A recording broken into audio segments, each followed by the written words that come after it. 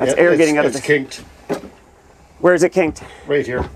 I'll prop you up with the key. There we go. Ha! Got my truck key holding up. It's still crooked, but whatever. So let's get to work. Got this in case I'm here after dark because I have no electricity on the boat at all. No 110, no 12 volt. Okay, let's see if I can chip up the ice. Can you focus on that? I don't know if you're going to focus on that. Ironically, you've probably got a better view than I do now. All right.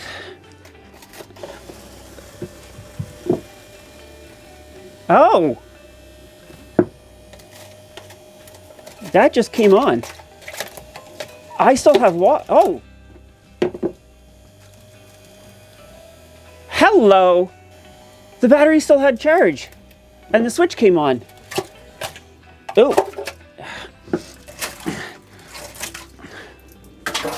Well, that was not what I expected. Ooh, that's disgusting. And very, very cold.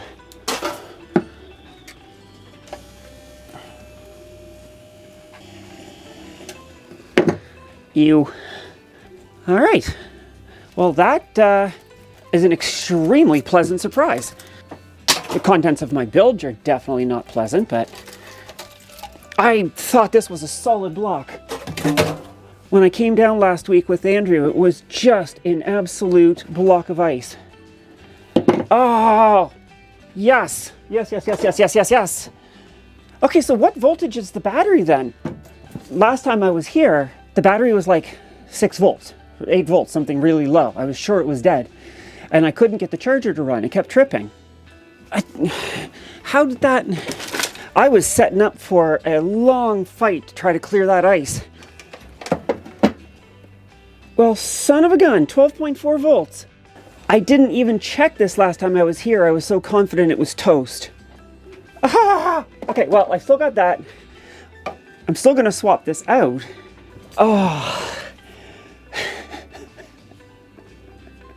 I am very unaccustomed to things going better than planned or easier than planned. I am shell-shocked right now.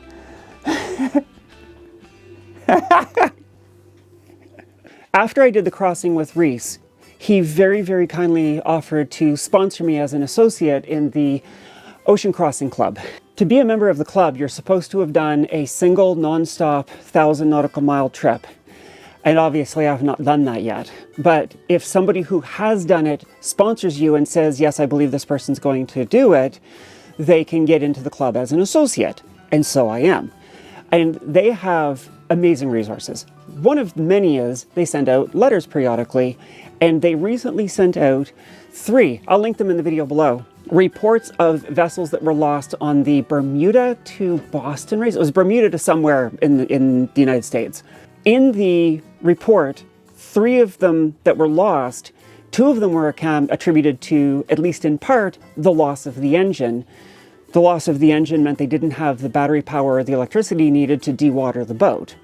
One of the ones that, even though it still had power, wasn't able to dewater fast enough, had a 1,000 gallon per hour primary bilge and a 3,000 gallon per hour emergency bilge. And the 2 of them together were not enough. What's in here right now is a 2,000 gallon per hour. And, if I didn't take it home, and here is a second 2,000 gallon per hour bilge pump. And I was planning to run both of these, one have the switch higher than the other so that the other one is the primary one, but if the water comes in faster than the first one can deal with it, the second one flips on. Knowing that one of the vessels that was lost had 4,000 gallons per hour cumulative capacity, now that's at 0 head, so if the outlet is higher than the pump, the pressure reduces the flow, but anyways, for the sake of these numbers, let's just keep them even. So I went to look, and Rule has a 4,000 gallon per hour, which I believe is 7 1/4 inches tall. So I wanted to know where I was planning to put the secondary. Is it tall enough to instead put the 4,000 gallon per hour as the backup? And originally I was going to keep the existing bilge pump because it works, and I might still keep it as a spare, but who knows how old it is. So I don't feel bad replacing it with this one and the float switch. So I need to go find a measuring tape and see if that fits. Okay, to the surface of the ice is already over 12 feet. Okay, so absolutely no problem whatsoever. I'm gonna put a 4,000 in. That'll give me, on the electrics, 6,000 gallons per hour. The outlet is probably about half a meter, a foot and a half, 2 feet above where the pumps are. If you look in the bilge pump charts, they'll generally show how to derate them relative to the height of the difference of the outlet relative to the pump. Plus, when I was helping Steven out with Acorn to Arabella a ways back, he had gotten an extra, I think it was a Whale brand, manual bilge pump, and he very kindly donated it to this project. So I've got that as well as a third backup pump. I want to make sure that if anything ever happens to this vessel, I have the very best chance of saving her. So that strikes me as an easy to justify investment.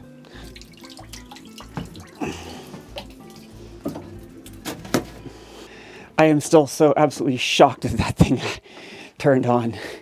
So while I try to get some more ice out, and still on the topic of reading those reports of the lost vessels, one of the things that occurred to me is, if you had seen the video I posted back when I was trying to buy this boat, I made the comment about how the seller was holding to an asking price that was probably not really valid or fair, but sailors are a sentimental bunch was the line I used.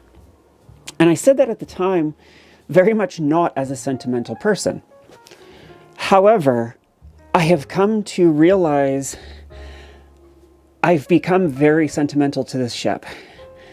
I know it's a 40-something, 45 years old sailboat at this point that most people would never look twice at. She's old, she needs a lot of work, she's nothing to look at. But I love her to pieces. And each time I read one of these reports or other accounts of people who lost their vessels, they always got to the point where they were describing the moment where they had to abandon ship. And each time I got to that point, especially when it was from the perspective of the skipper or the captain, I found myself getting surprisingly emotional.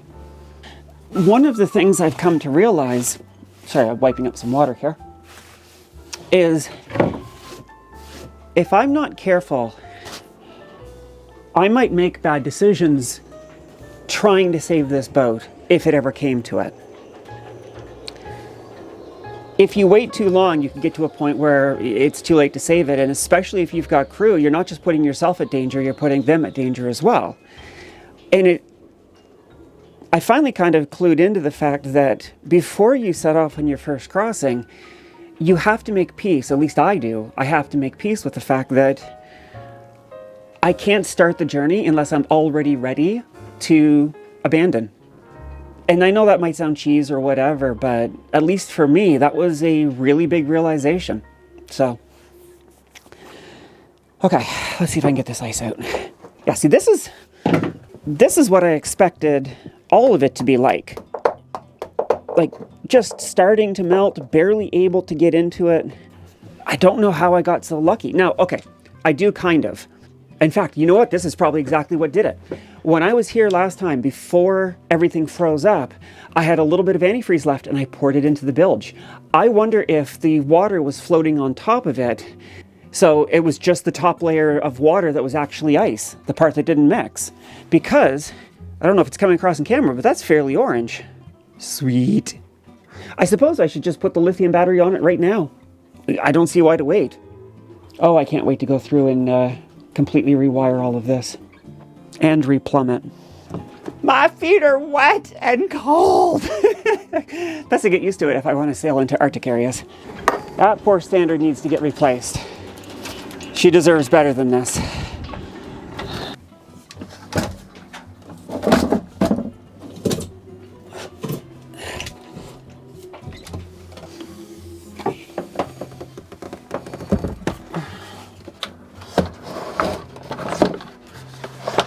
That actually might be better. I'll put it in sideways.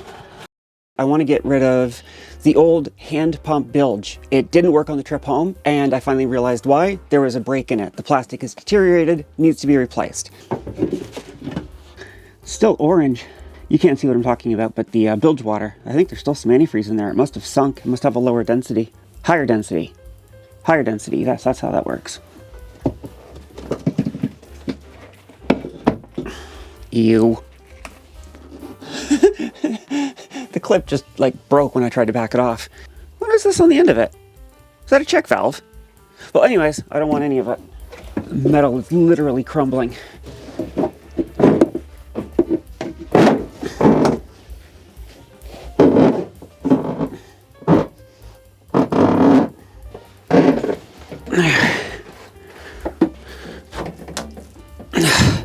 That's how good that is. I can't get it off by hand. Or can I? Yes, I can. Break the tape. Now I have a mouse line for pulling back the new hose once I buy it.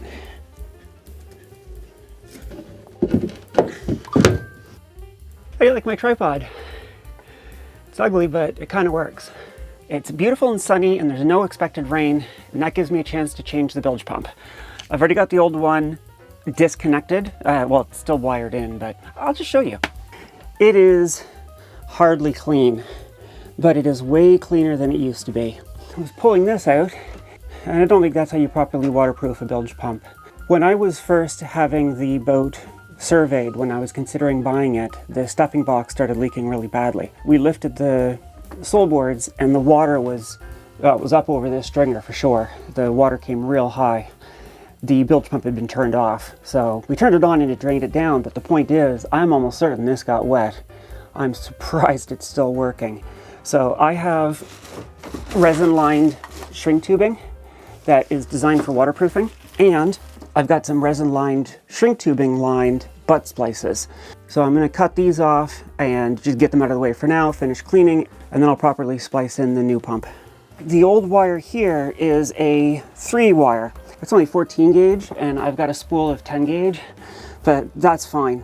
So I'm going to cut this here, and I'm going to use this as a fish to pull that, and then I'll have the wires for both the replacement of the existing and the wiring for the new bilge pump. So that is now completely liberated. I'm going to make a U shape. Why don't you just do it and show you what I'm doing?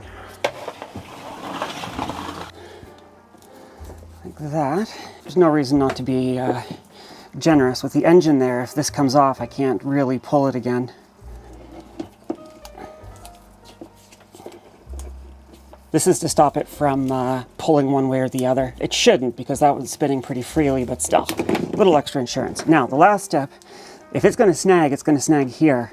So one of the things I always do when I'm running wire is I make a ramp out of the tape.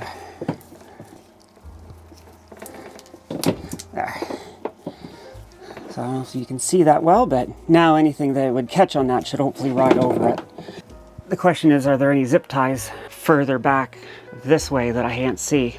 Hopefully not. If so, I'll just fucking reefer until something lets go. What could possibly go wrong? Ironically, you can see better than I can.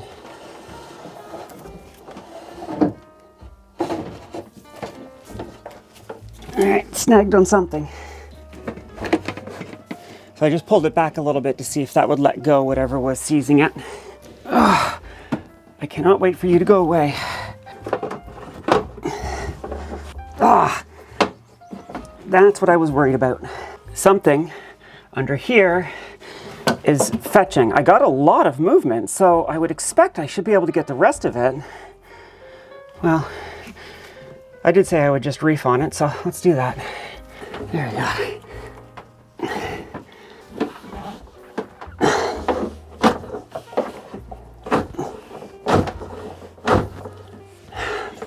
Oh, I wish that engine was gone. I could just lift that sole board and it'd be done. What to do, what to do.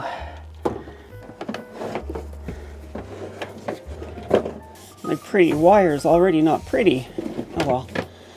New plan. I am going to run just one wire at a time, and I will start with fishing line just to see if I can get the old wire out at all.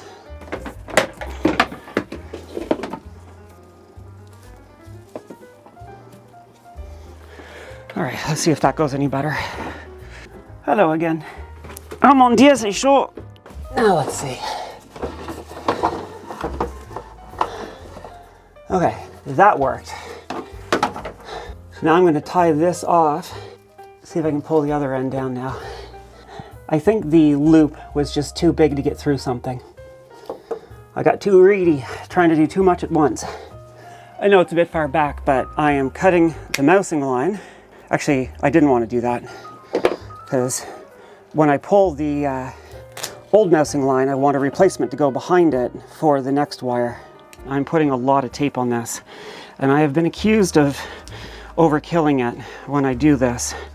But if you've ever had the pain of having a wire halfway fish through a wall when the mouse line lets go and you have to pull it back and start over again, you'll use more tape too.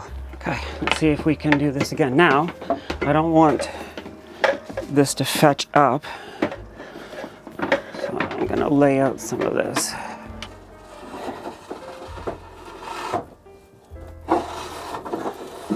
There we go. Oh, my beautiful new wire is already dirty. Oh, such a shame. That area under here hasn't been cleaned yet, so it's just filth. Anything coming through there is going to look horrible.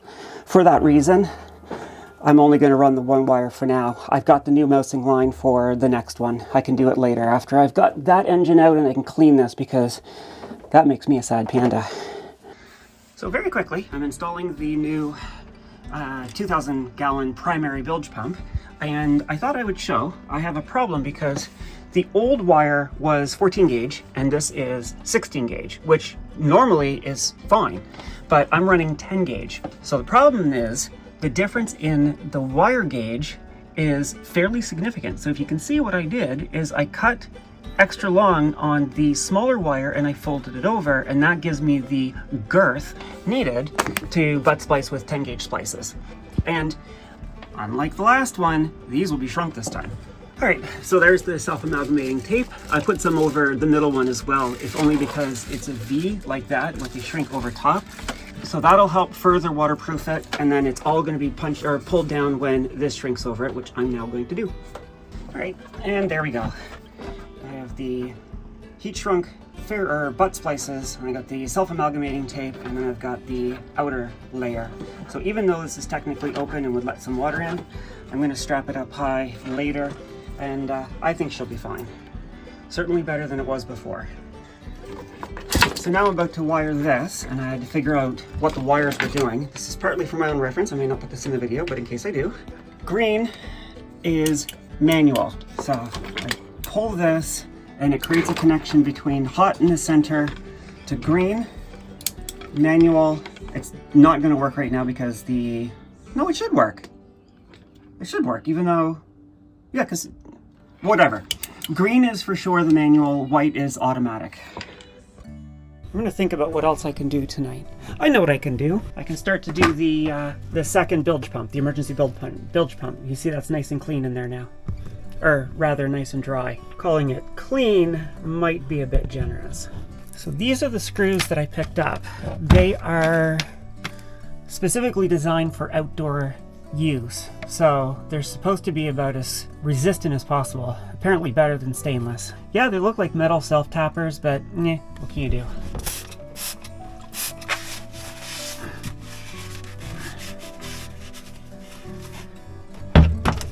So I want the outlet off to the side so that I can run the pipe past the keel bolt. So that means I want this as far over as I can probably get. Yeah, that seems about right. I don't know what's down here, if it's a core or... I don't think it is, because the other stuff seems to be just drilled straight into it. If I do pull core out, I'm gonna have to stop, drill it out bigger holes, put some epoxy in it, let it set up overnight, and then drill another hole into it. For now, let's see if that's not the case.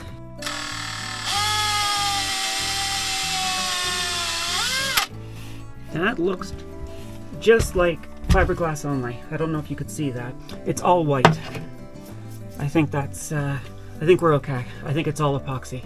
I'll start one of the screws just to hold it in place, and then I'll drill the other 3 holes.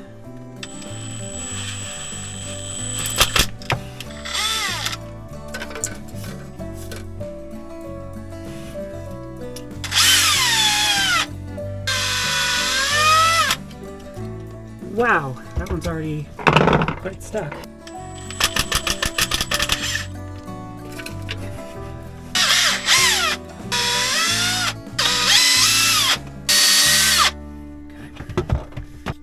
smells funny. That smells really funny. Could I have gone through... I'm wondering if it's flat, and then the keel, the lead keel, is just below this. Did I drill far enough that water can come up that now? I guess I'm going to have to watch for that when I go in. The Gflex cures underwater, so I can plug these while I'm in the water, if it comes to it.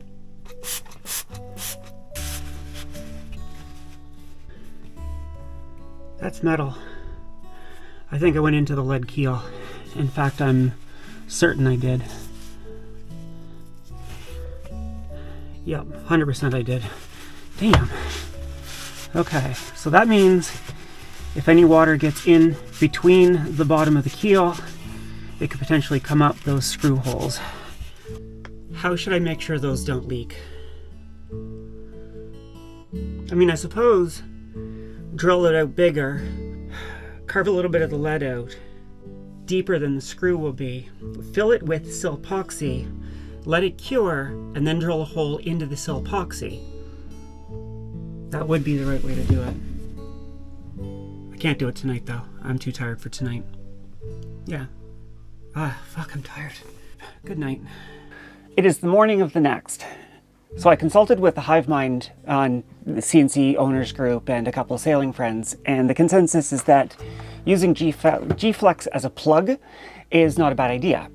So I am going to drill it out, like I said last night, put some Gflex in. I might thicken it with, I'll take some of the fiberglass I've got and I'll chop it up.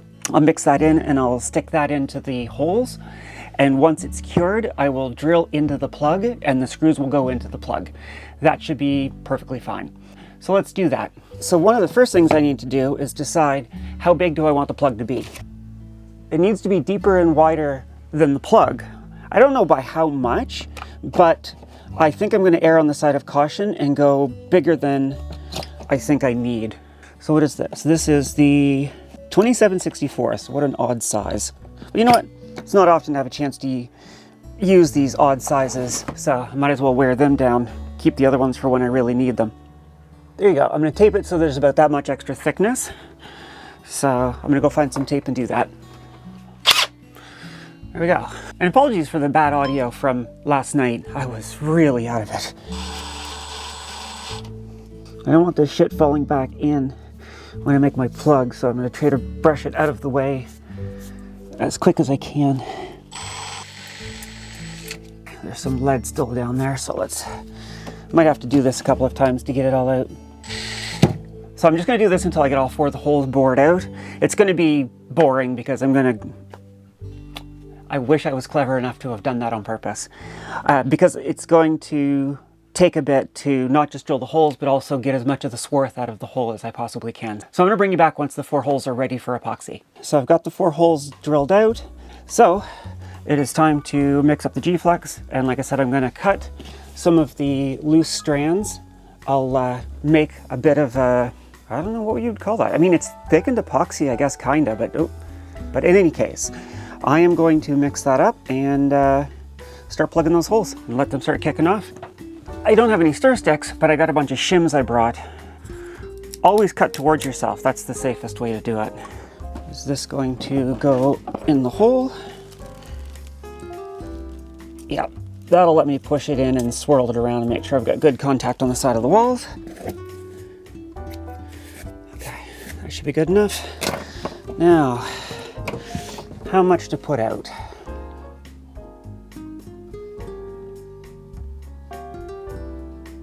Let's try that much. This doesn't want to come off. Oh, damn. Okay, what do you do when the hardener cap won't come off? You get stronger. That's what you do. There, got it. The problem was the knurling on the cap was hurting my skin, so the glove, on top of being grippy, also insulated my fingers from the pain. From the pain! Once I think it's well mixed, I'll add in the fiberglass. I don't think this is going to be enough. That's okay. If I have to do a second batch, I have to do a second batch. It's not the end of the world. Let's see if that's good enough. Let's put some of it in for now. Or I guess I'll have a lot in there. Oh wow, much thicker now. first one. I'm not entirely sure that thickening this with fiberglass was a good idea. It's made it so stringy that it pulls out of the hole with the stick. Fine epoxy work, this is not. Okay, let's mix up some more for that last one.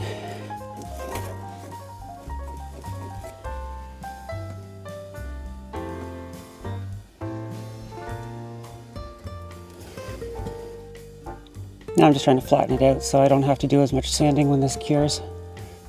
Okay, that's enough faffing. Now these are different videos for you, but for me, it's time to install the circuit breaker cabinet. Here's a better view of it. You're actually getting a better view than I can see right now. I think it's fairly flat. So let that set up, and then I will tap and drill. Tap and drill. Drill a pilot hole and drive the screws in. Gotta say, I really am falling in love with this Gflex stuff. Hey, Wiz Systems, wanna send me some stuff? I know I'm way too small for that. So I started to put this in and realized I should have recorded it to show you what I was doing. So I marked the center of one of the plugs, drilled it, put a screw in, that one right there, and then I brought it over to where I thought I was in the center of another plug, marked it, I was, drilled it, and I'm about to drill this last one, and verifying that only resin is coming up. And the same thing, only resin came up. So I know that the plug is watertight. It takes 24 hours for this stuff to fully cure, but I figured it was harmless to put the screws in at this point. I just won't tighten them very much so that I don't pull on it because it's not strong yet. There you go. Oh, damn it. I checked and I checked and I checked, and what I thought was my final one, I got it wrong. The clips had to be left-right, not fore-aft. I was going to say second time the charm, but I think this is like the fourth or fifth time I've tried to put this in now. When I put the switch in, I take the pump off and tighten those down. I don't want to tighten them down until they've cured. There we go. I'm thinking I might build a plinth.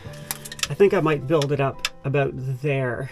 That should give me a lot of time for the 2000 to do its job, but this come on early enough that it starts to drain before it gets to the underside of the sole if it is filling up. So I'm gonna measure that before I go home, and I will make a block back home, and when I come back I'll scuff this up and fiberglass it in.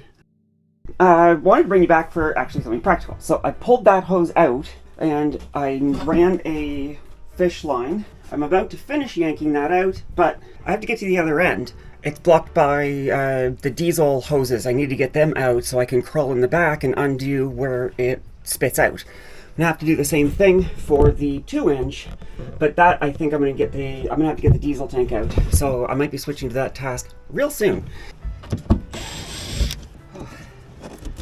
Okay, there's the first hose. That's the engine exhaust hose. I don't know what this is, and it's a T. I don't know what that is. I'm gonna go get a screwdriver and undo that. No, don't drop you. Okay, it's off.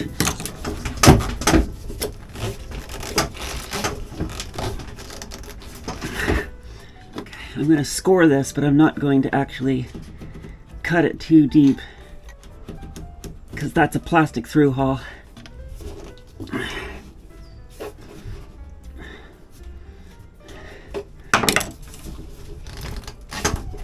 Oh, the through hull's twisting. Damn. There we go. Got her. Which one of these is... Okay, that's the big one for the manual bilge pump. Fuck, I hope you're long enough. Whoa, there's lots of water in this one. Out damn spot. Alright, I bought all the store had. Let's hope it was enough.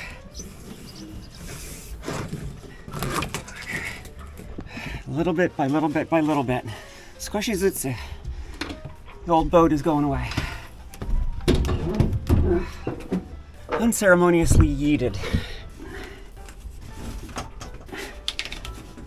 This hose is a lot weaker than the old stuff, but it's specifically listed as bilge hose. Should be okay. And for folks who are suggesting I should double clamp it, it's above the water line. As you can tell by the fact that it's just a simple plastic through haul. This is some definite boat yoga right now. One thing I do like about the boat, as much as I moan and complain, is the forced exercise. I leave from these weekends feeling really sore, but a good kind of sore, if that makes any kind of sense. Alright, I ain't going nowhere. Oh yeah, I got plenty of length. You know what, I just realized that hole was for the manual bilge pump. That is for this one. I have to drill a new hole to get the 2-inch through. How's that gonna work? If I drill through here, I'd have to drill through here, and then there to get out. Okay, well, one issue at a time.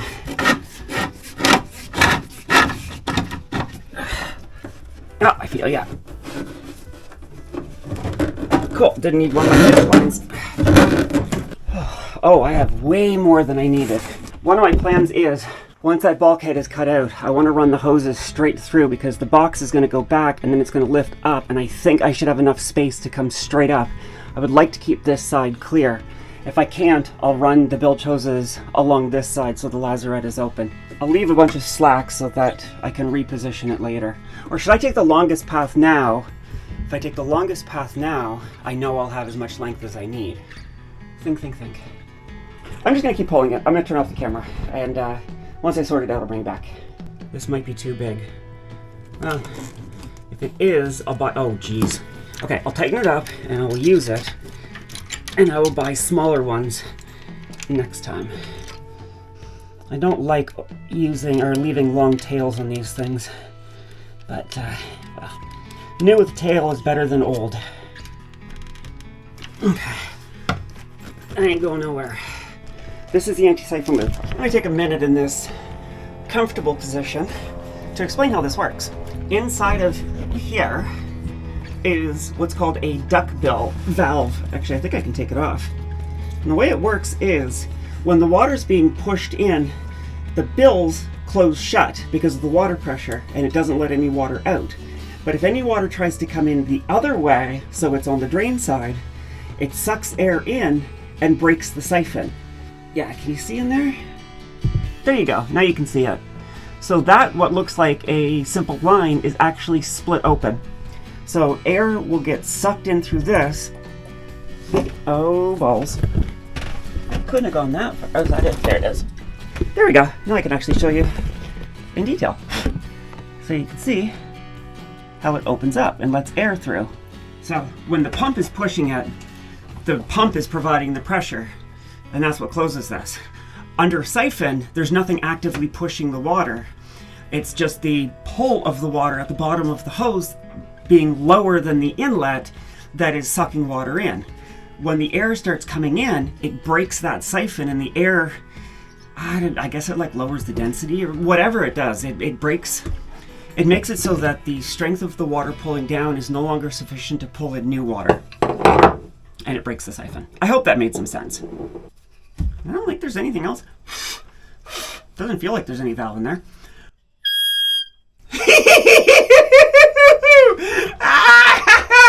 That sounded so cool. Emergency whistle. Oh, I love it. Love it, love it, love it. Okay. So, yeah, balls. So if I mount it,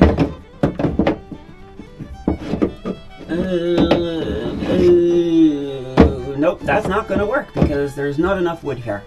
Where am I going to put it? I was thinking of putting it like this, or here where the old sea strainer used to be, but the battery box needs to be able to push up, and I want to be able to access this.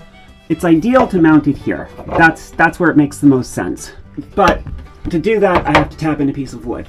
So I might just put it, make sure that there's enough slack to bolt it here in the future and just leave it laying down.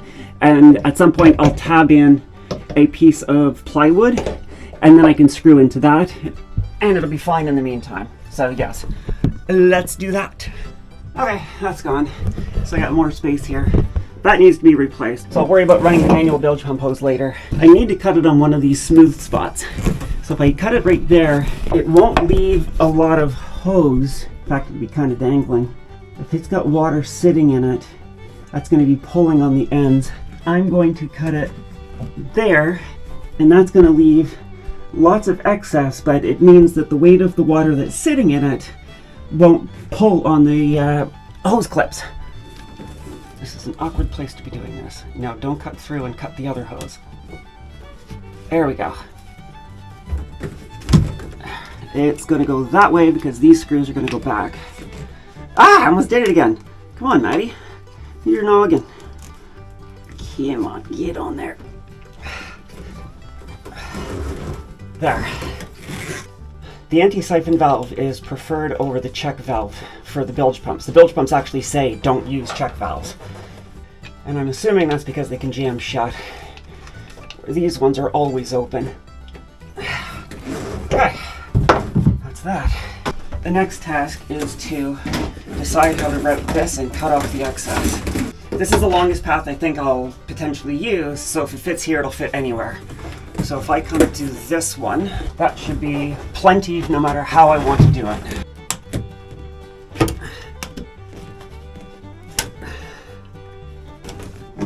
Oh, don't forget the clips. There we go. All right, shall we give it a test? Tell you what, you watch for me and you tell me how it worked. Watch about there. Okay, I heard something. Did you see anything? I don't know if anything came out. I'll have to find out when I edit. Shall we do the 2-inch big stuff? I think we shall. I'm certainly getting my exercise in. As before, I'm going to pull this in through here, through that hole, out and over. Now, this lay flat, one thing I think is going to happen if this starts being used is it's going to try to open up, and it's going to have to run over here, and when it tries to open up, it's going to hit the bottom of the sole board. There's not 2 inches of clearance. You can see how much clearance there is. So I may not get the full flow out of it, but better than nothing for sure. You see all the soap in the water from cleaning. When it backwashed, it stirred up the bubbles. De-bubbles!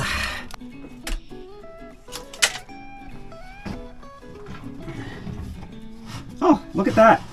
That's a 2-inch hole. That fits perfectly.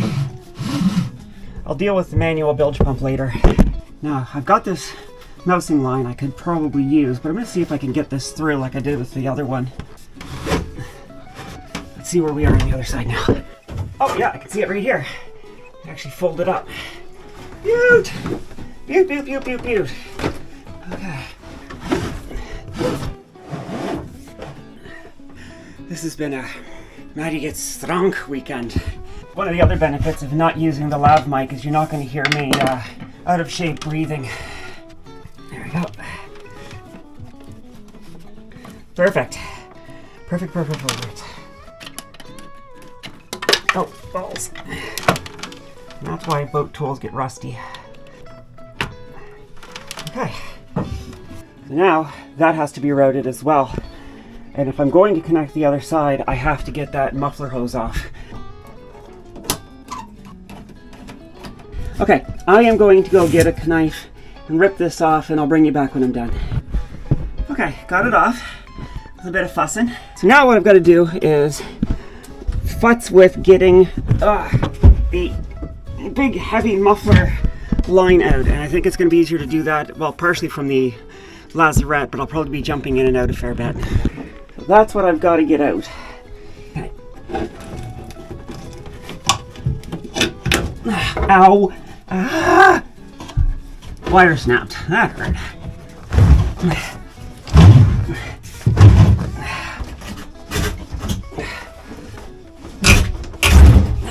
There, I feel like I got it.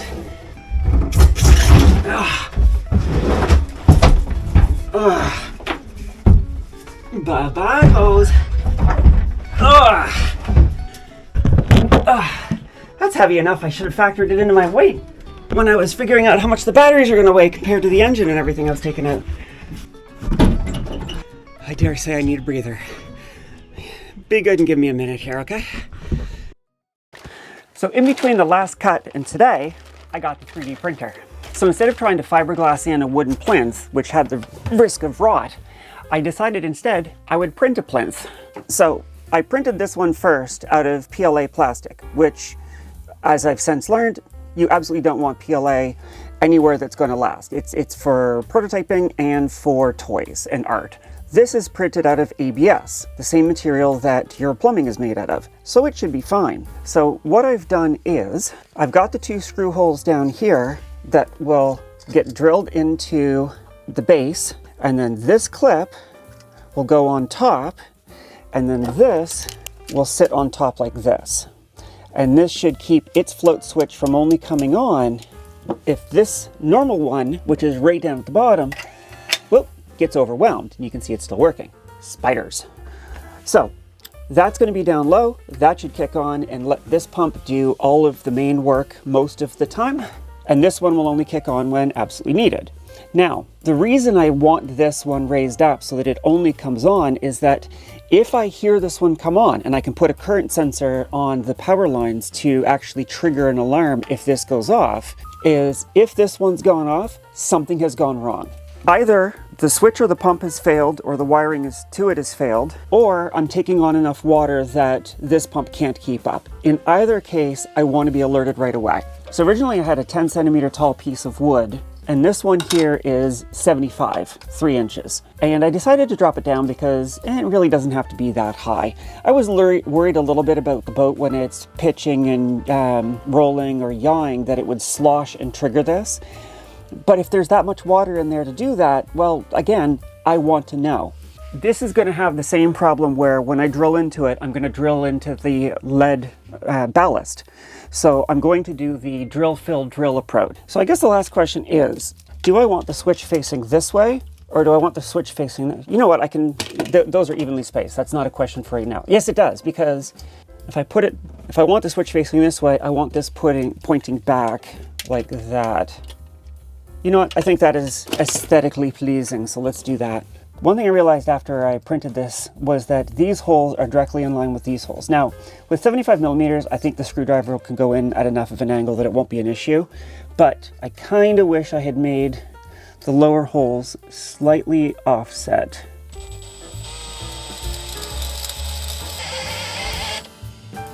There's definitely pulling out the lead now.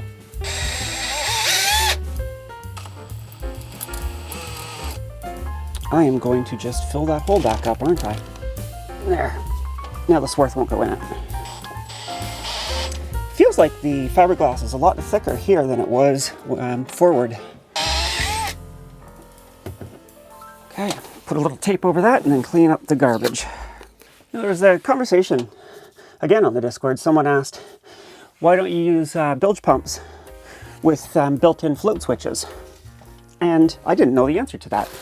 So I looked online, and I don't know if it's true or not, but it seems to be because of the chance of debris in the bilge jamming the switch. Any naval architects watching this by chance want to pipe up? I would love to get confirmation or correction. Can't get over how useful this stuff has been. Always cut towards yourself, it's the safest. This is for poking in to get any air bubbles out. 655 will definitely be in my travel kit. This stuff apparently cures even underwater. In fact, I'm probably going to get the boat painted at some point. So where I had the bow damage from where I hit the riprap on the trip home, I might just use some 655 to patch over it for now, to go back in the water, and then worry about proper gel coat and paint when I'm ready to do the whole top side.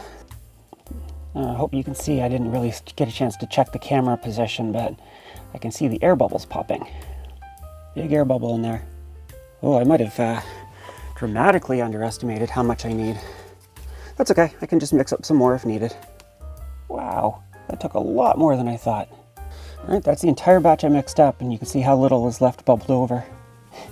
Hopefully I don't go outside the boat and see a big glob of this out the side of the keel. That would be funny. Is it pouring out somewhere? That just took the entire batch. I wonder if there was an air gap between the bottom of the fiberglass and the top of the keel.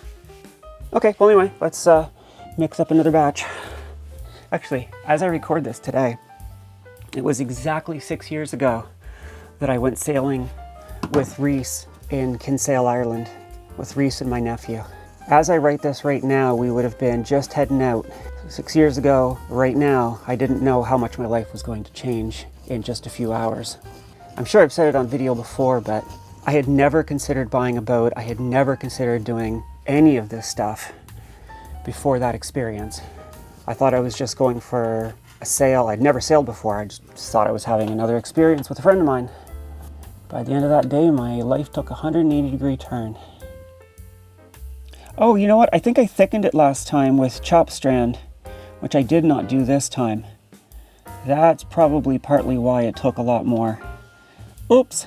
I don't like how rough it is. That's going to be a lot of sanding. But if it's running into a void, if I just keep poking at it, I'm just going to fill the void and waste all the resin. So I'm going to let this kick off and then I'll sand it when it's settled. All right. I have to decide, do I want to start on the wiring or do I want to start by drilling out the through hull, the old engine exhaust? I was having problems with it sticking straight up, and this flexible hose, I don't want to go around a sharp corner because I'm worried it'll kink when the water tries to come out. So I've got a new through hull that is made out of plastic and has a 90-degree that screws on top of it. It's not going to be sealed in at this point. I'm just dry fitting everything. I'm going to go through and do all the sealing of the through hulls all at the same time before I splash. So don't panic when you see that I just put it in dry. The longer I wait, the cooler it's going to be. So I think let's move on to the wiring. The brown wire is the positive. The black wire, as it helpfully shows here, I don't know if you can see on camera, says negative. So when the power comes into the brown wire and there's a connection to ground through the black wire, the pump turns on. I'm looking at my notes because I'm trying to get this through my head. Sometimes I struggle over things that should be easy, and sometimes I have no problem with things that should be hard. I don't understand my brain. The white wire coming out of here is the automatic. It goes through the float switch. So the float switch turning on turns on the pump. So the brown wire and the switch wire go to the green wire here, and the green wire goes to the inside of the switch. So that is going to connect manual. Okay, I need a good length of insulation. So let's say about there. Remember kids, always cut towards yourself. There we go. Put this on this right away so I don't forget. Now let's strip that back. I think that should be enough. In real time, this is Labor Day weekend, so the marina is pretty busy. For a lot of people, this is going to mark pretty much the end of their season. I'm sad that I didn't have a season this year, but I don't regret the choices I made. I was really burning myself out trying to get the boat in the water this year. That should be plenty. There we go. The switch comes with its own integrated fuse, but I have a fuse on the panel, so I don't think I actually want to use this. Having two fuses means that if I lose power to the pump, I've now got more debugging to do. Coffee! Is Tim Hortons good coffee? No, absolutely not. Is it perfectly adequate coffee? Yeah, I would say so. Yes, I can take this off. And I can twist this up. Just taking the bends out so that it's easier to twist. Let's get them to the same length and shove them in the drill mandrel.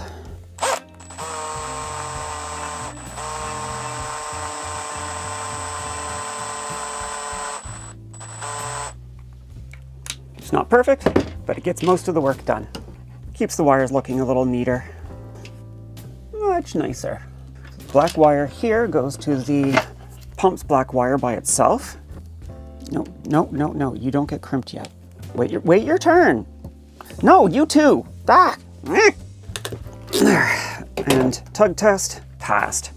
So the white wire is going to go to one of the two gray wires on this, and the other gray is going to join with the brown and go into the green. Now, same thing, get these to the same length. Getting rid of this. This might be useful elsewhere, so I'm going to cut this back a little bit. That'll give me a a little bit of usable wire in case I ever want to reuse that fuse. Bye-bye.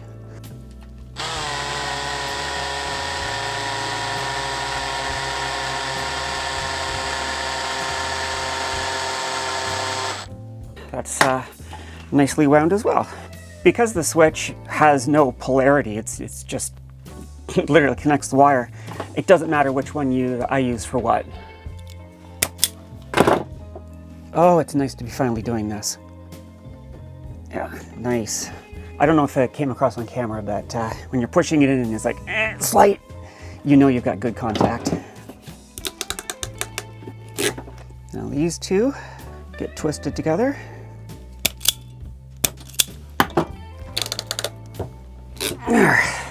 Okay, tug test passed, tug test passed, tug test passed. Okay, I need to shrink these. Because these two wires are not a perfect circle, they kind of go like this. That's a place where water can get in. So I'm going to do the self-amalgamating tape back here as well. The shrink tubing doesn't quite want to shrink down to the smaller wires, which is probably another reason I used the self-amalgamating tape. Okay, this stuff is not cheap, but I mean, I guess you could say that about everything on a boat. Ah! Damn it! That's a sharp blade. You're gonna be stupid, you better be tough. You know, I think I got enough resin squeeze out on the others. Okay. I made this piece a lot longer than I made the one for the 2,000 gallons, so I'm not as... Oh, damn, that hurt. I'm not as worried as I was before.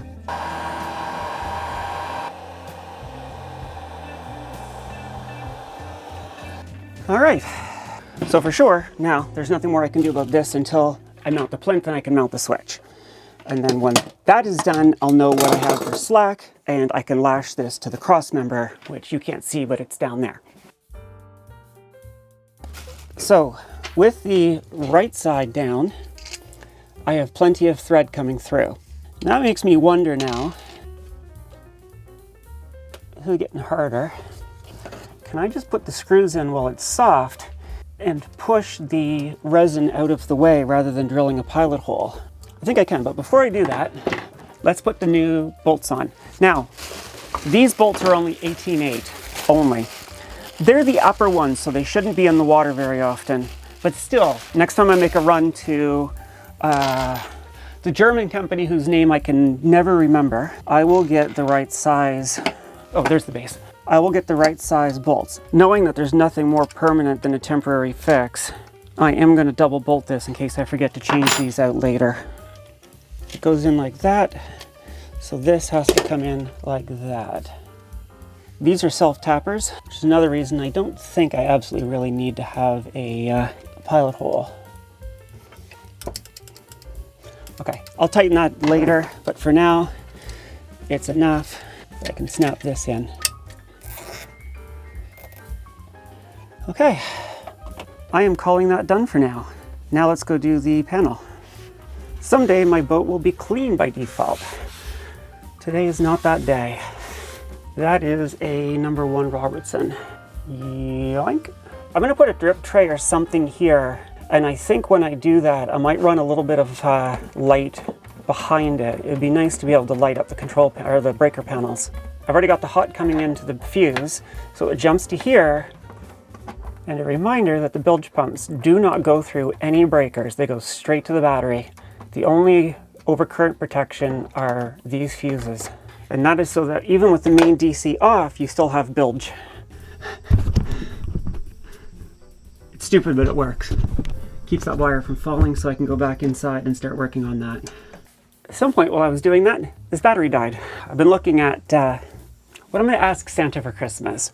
And a microphone with built-in recording that doesn't require the camera, and a new camera are on the list. The Canon EOS M50 I used to film is, it owes me nothing. It was like 800 bucks when I bought it new 4 years ago. It's been pretty good. but it's getting less good. Between the battery dying without warning, the camera just not recording sometimes when I hit the record button, blah, blah, blah. I owe all of you, especially the patrons, better than this camera's been delivering. So start saving up for that. Okay.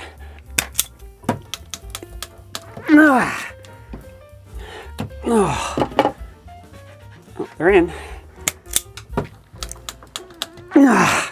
Gotcha. Okay, let's shrink that. There's times when I'm doing stuff like this where I think to myself still, I'm being overly paranoid. I'm going over the top. Do I really need to do all of this? Was it last week or something like that? I remember watching a thing on a guy who was in the Golden Globe race. Something happened, and from the time he got the alarm, I think it was, went off, I'll link the video below, until the time that he was in his life raft was something like 6 minutes. He had multiple waterproof bulkheads. The boat sank so quickly that they don't know why it sank, but it sank extremely quickly. If your boat is sinking in 6 minutes, I don't think any bilge pumps are going to save you. But what was really fascinating is there was a talk. The talk's a little hard to follow because they were having some technical difficulties, but it's well worth it.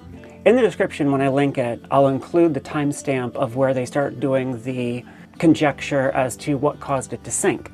They had some naval architects, and they were talking about the way that it sank, and because of how it rolled port to starboard and how it sank, like she went down stern first, they were talking about, given the way the boat was set up and the waterproof bulkheads and everything else they had and the way she sank, what was the only real rational way that they could guess that she sank?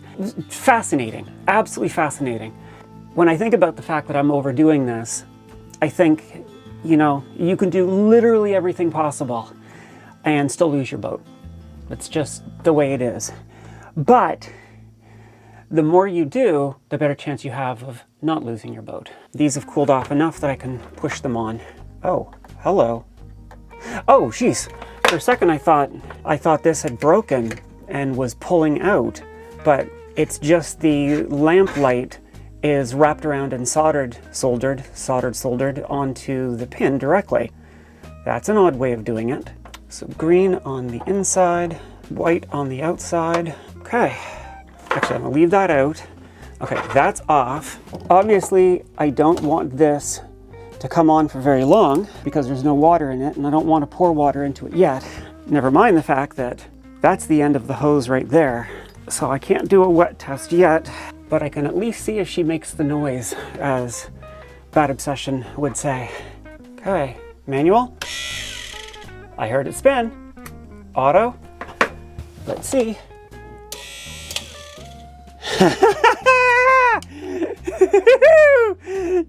She's wired up and she's wired up properly.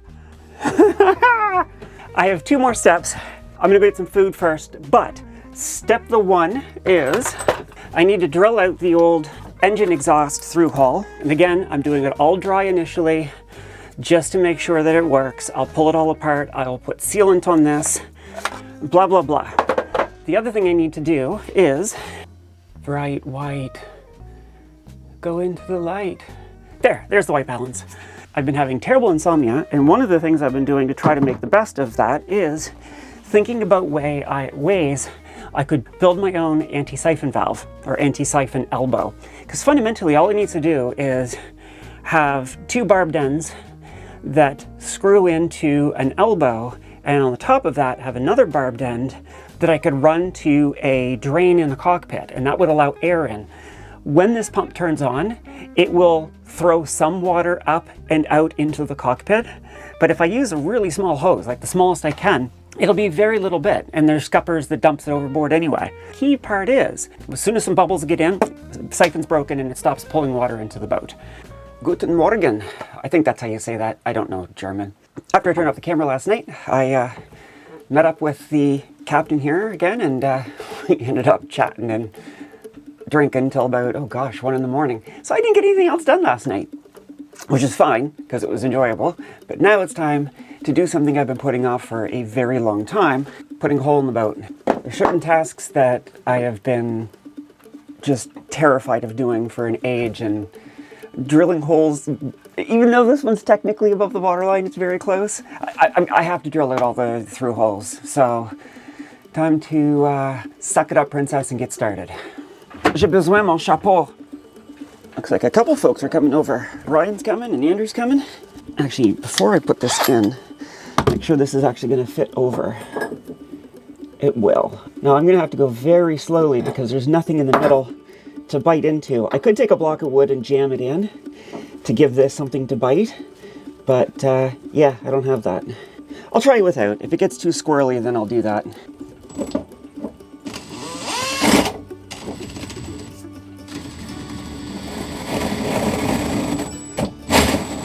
There we go. Clear the teeth.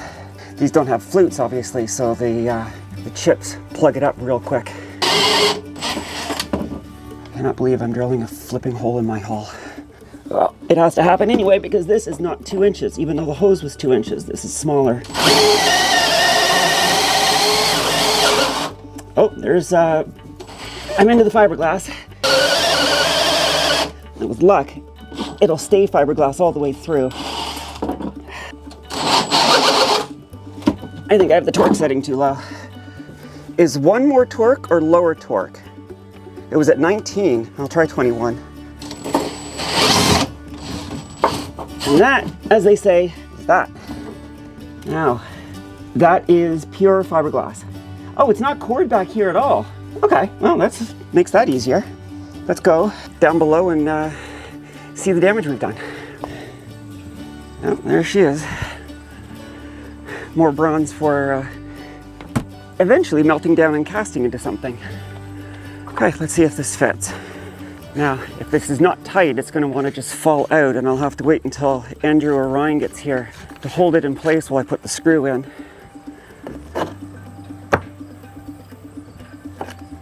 That's what I'm afraid of. See if that holds. Okay, don't make a thump that makes it fall out. Gentle like a ninja. Gotcha. There we go. Good enough. Now, where's that 90-degree piece? There it is. For the test I want to run, this is good enough. That's my biggest fear at this point is when the water starts coming through, say there's a bend like this, it's going to open up like that and it's going to kink. If you ever kinked a hose, you know, for your garden, it's the same kind of thing, and it'll just stop the water dead.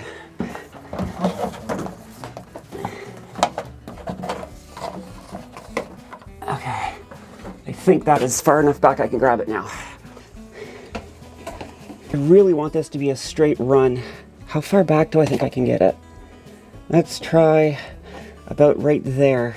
Let's do about, yeah. There we go.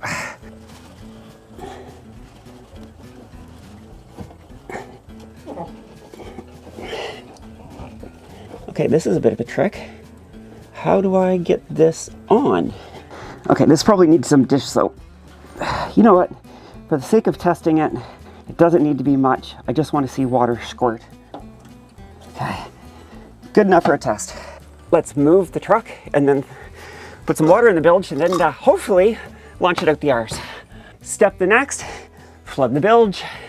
I am nervous. Oh boy. The easiest thing to do would be to just pop one of these and let it drain. Where's the one that comes from the V-berth? I need to drain the tanks anyways because they have an absolutely horrible taste from the antifreeze. I haven't gotten rid of that smell or that taste yet. All right, now we wait. Whew. Even though I've cleaned it, that smells horrid. Okay, so that one long ago tripped and this one still hasn't tripped. Perfect. Switch should turn on soon. It doesn't have power, so the pump won't turn on, but I should hear it click soon. Oh, I see. Yep, there's the switch, just turned on. I think draining a tank into the bilge is about as exciting as watching paint dry. I'll bring you back when it's ready to turn on. The water is now fully covering the pump. 4,000 should come out here. 2,000 should come out here. Let's have a shower. Oh, please work, please work, please work. This has been all theory up until now. Fingers crossed. First manual on the big one.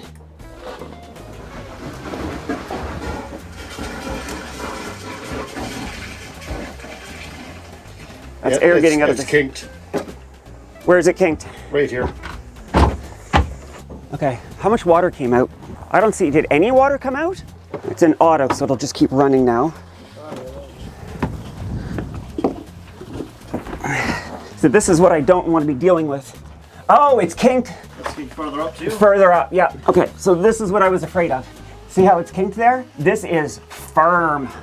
But because it's kinked, I'm not getting any water out. Well, this is exactly why I'm doing this now. So I need to pull that end off and pull this through and get it straighter. Turn it on manual, please.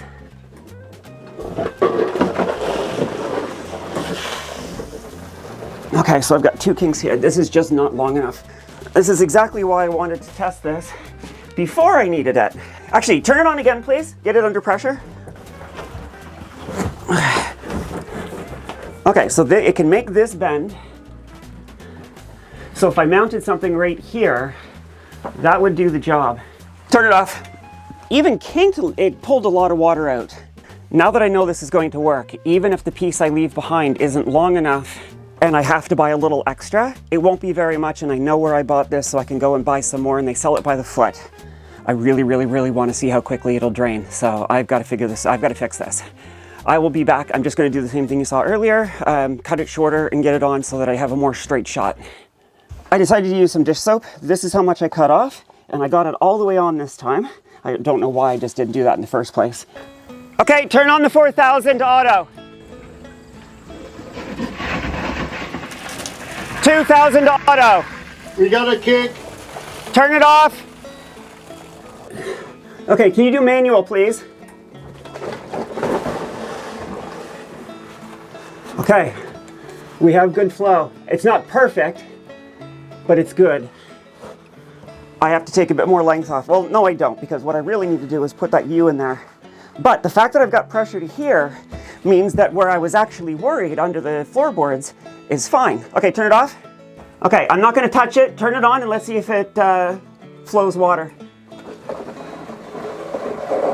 Perfect, turn it off.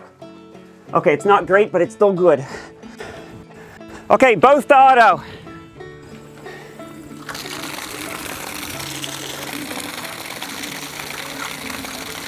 I don't see anything out of the 4,000. Might not. There's just not enough water left in it? No, because it didn't even pressurize the line. That was a lot of water, yep.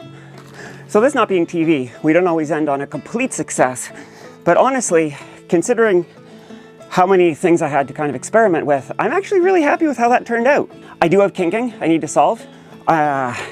Anyways, yeah. Even with the kinks, she still drained the bilge really quickly. So even as it is, I'm that much better off than I was before with the single 2,000. I just need to figure out what smells bad now. Okay, I'm the Digital Mermaid, bye.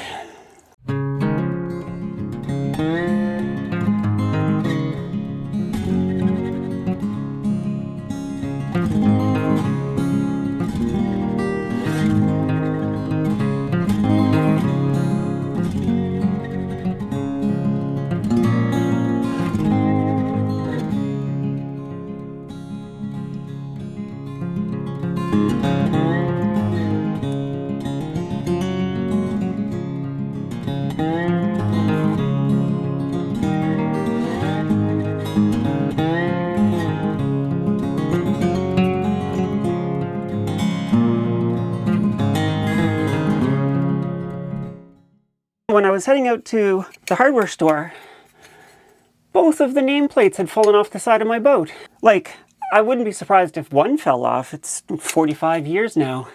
But both of them fell off since I last was up on deck. It's very weird. I think there's a company that sells reproductions, like modern reproductions of these plates. I'll see if that's the case and if they're reasonable price. If they're not, I will try to sand them back, figure out the colors, and see if I can paint the colors back in, and then I'll put them back on.